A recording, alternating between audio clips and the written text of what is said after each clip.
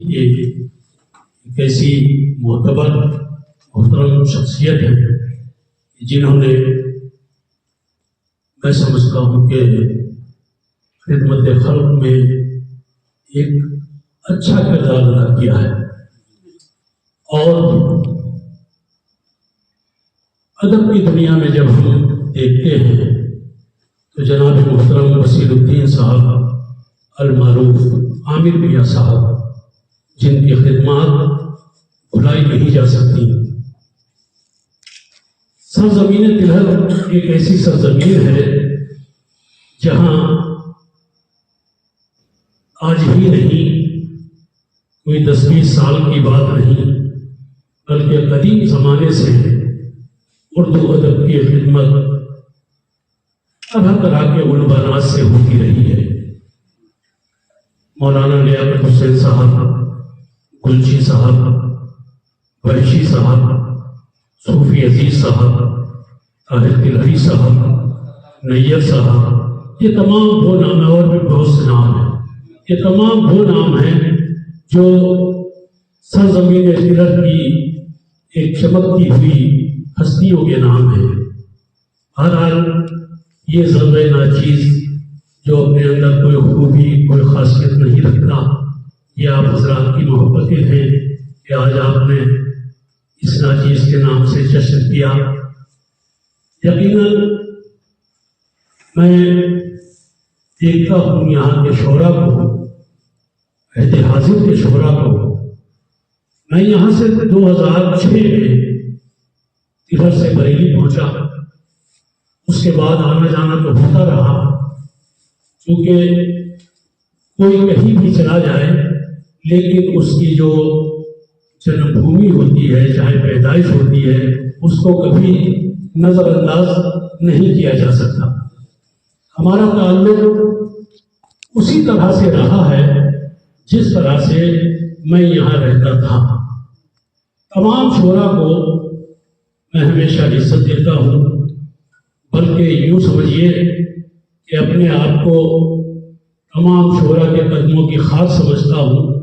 और जितने भी आज हमारे शोरा हैं मौजूदा दौर में, वो सब के सब हमारे सर के ताज हैं और मैं उनको सर का ताज समझता हूँ। ये अलग बात है कि वो लोग हमको इज्जत देते हैं, ये उनका बड़पन है। और शायरी के ताल्लुक से, जैसा कि अभी शहीद इस्माइल साहब ने जो बड़ी खूबसूरत अंदाज में निजामत फरमा रहे थे, उन्होंने 6 किताबों का गालिबन तस्करा किया है। तो इस सिलसिले में मैं बता दूं कि हमारी अभी तक 8 किताबें छप चुकी हैं। 9वीं किताब जो है वो उर्दू अकेडमी लखनऊ से पास हो चुकी है। इंशाअल्लाह वो 10 दिन में या 15 दिन में छप के आ जाएगी। उसके अलावा 10वीं किताब जो हिंदी में छपवा रहा हूँ, जिसका नाम हिसारे अकीदत है, और जो अभी छपने वाली है उसका नाम इस्तराबे दिल है। इतनी किताबें होने के बावजूद मैं यही समझता हूँ कि मैं शायरी में कुछ नहीं कर सका। और किताबों का छप जाना ये कोई तारीफ की बात नहीं है, अल्लम बल्लम कुछ भी कहकर छपा दिया जाए। लेकिन आज के मुशायरे से ये पता चल रहा है कि शायरी अब हो रही है। मैंने जो किया है वो सिर्फ काफिया पैमाई थी, जो आप हज़रात के सामने अभी पेश करूंगा। लेकिन ये आप हज़रात की कहना चाहिए कि आप हज़रात की सवाब दीद पर मुनासिब है कि आप लोग हौसला अफजाई करके और इज्जत अफजाई करते हैं। बारह चंद शेर पेश कर रहा हूँ, मुलादा फरमा लें। पहले नातिया रुबाई से अपने शेरी सफर का आगाज करता हूँ। मुलादा फरमाए। एक रुबाई कहता हूँ कि इतना ही नहीं, अर्श के मेहमान हैं ये। इतना ही नहीं, अर्श के मेहमान हैं ये। ईमान की जान साहिब कुरान है ये। इतना ही नहीं, अर्श के मेहमान हैं ये, ईमान की जान साहिब कुरान है ये। अल्लाह जो खालिक भी है माबूद भी है, अल्लाह जो खालिक भी है माबूद भी है। सच पूछो तो अल्लाह की पहचान नहीं है। अल्लाह जो खालिक भी है माबूद भी है, सच पूछो तो अल्लाह की पहचान नहीं है। एक रुबाई और पेश कर रहा हूँ, मुराद फरमाए कि अल्लाह की रहमत का वसीला है ये, अल्लाह की रहमत का वसीला है ये, ईमान बचाने का तरीका है ये। ला हौला वला कुव्वता इल्ला बिल्लाह, शैतान भगाने का वजीफा है ये।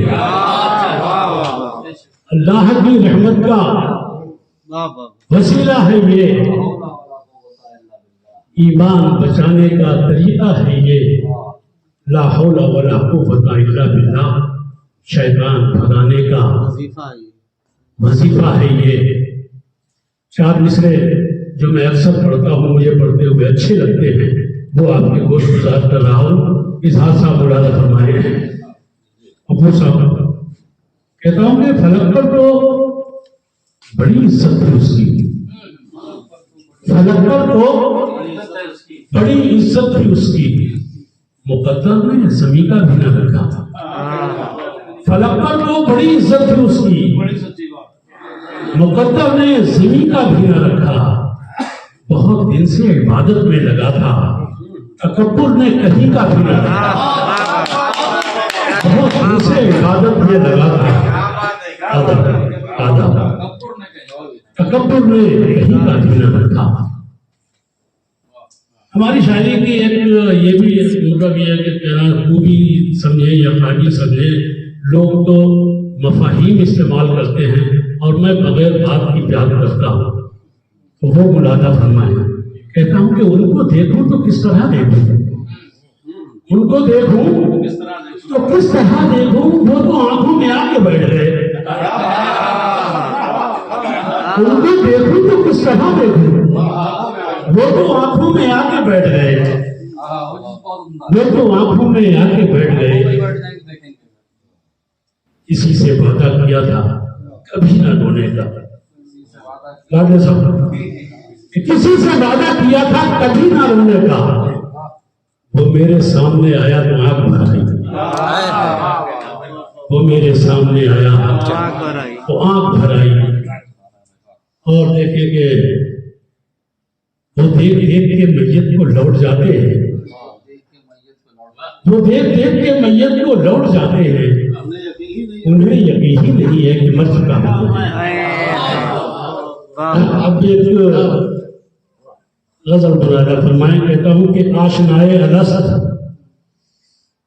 होने दो, आशनाए अलस्त होने दो, हक निगर हक परस्त होने दो, आशनाए अलस्त होने दो, हक निगर हक परस्त होने दो, और इश्क में और मस्त होने दो, इश्क में और मस्त होने दो, दिल को माइल बचस्त होने दो, इश्क में और मस्त होने दो, दिल को माइल बचस्त होने दो। और ये बुलंदी न रास आएगी, ये बुलंदी न रास आएगी, खुद को थोड़ा सा पस्त होने दो, ये बुलंदी न रास आएगी, खुद को थोड़ा सा पस्त होने दो। और ये शेर बतौर खास पेश कर रहा हूँ, आमिर भाई को याद फरमाए, कहता हूँ कि अपनी यादों को रोकते क्यों हो, अपनी यादों को रोकते क्यों हो, दिल का भी बंदोबस्त होने दो, अपनी यादों को रोकते क्यों हो, दिल का भी बंदोबस्त होने दो। ऐसे पीछे कदम हटा लूं मैं, ऐसे पीछे कदम हटा लूं मैं, होगी मेरी शिकस्त होने दो, होने दो, ऐसे पीछे कदम हटा लूं मैं, होगी मेरी शिकस्त होने दो। आतिफ साहब शेर मुरादा फरमाए कि वरना दिल उसका टूट जाएगा, वरना दिल उसका टूट जाएगा। बार सालिम बदस्त होने दो, वरना दिल उसका टूट जाएगा। बहुत अच्छा है। वार जालिम बदस्त होने दो और जिंदगी सख्त जा करो मुख्तार, जिंदगी सख्त जा करो मुख्तार, हौसला होगा बस। क्या कहने, बहुत अच्छा है। जिंदगी सख्त जा करो मुख्तार, हौसला होगा बस होने दो। मैं समझता हूँ कि बहुत काफी हो गया।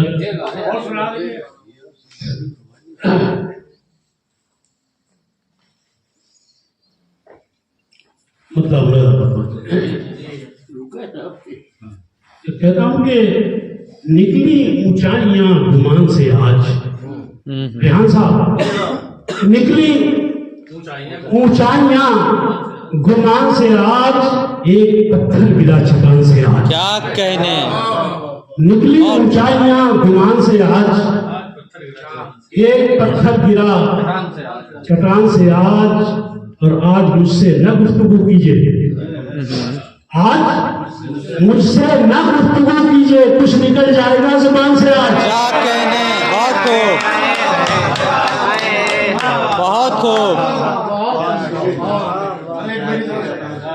शुक्रिया शुक्रिया शुक्रिया शुक्रिया। कुछ निकल जाएगा।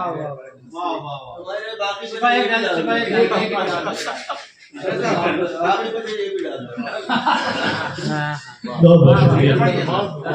आज मुझसे न गुफ्तगू कीजिए, आज मुझसे न गुफ्तगू कीजिए, कुछ निकल जाएगा जुबान से आज। और कल भी गुजरे थे इम्तिहान से हम, कल भी गुजरे थे इम्तिहान से हम, फिर गुजरना है इम्तिहान से आज। कल भी गुजरे थे इम्तिहान से हम, फिर गुजरना है इम्तिहान से आज। और देखो किस हाथ से गिरे शमशीर, देखो किस हाथ से गिरे शमशीर, सर उठाए हुए हूं शाम से आज।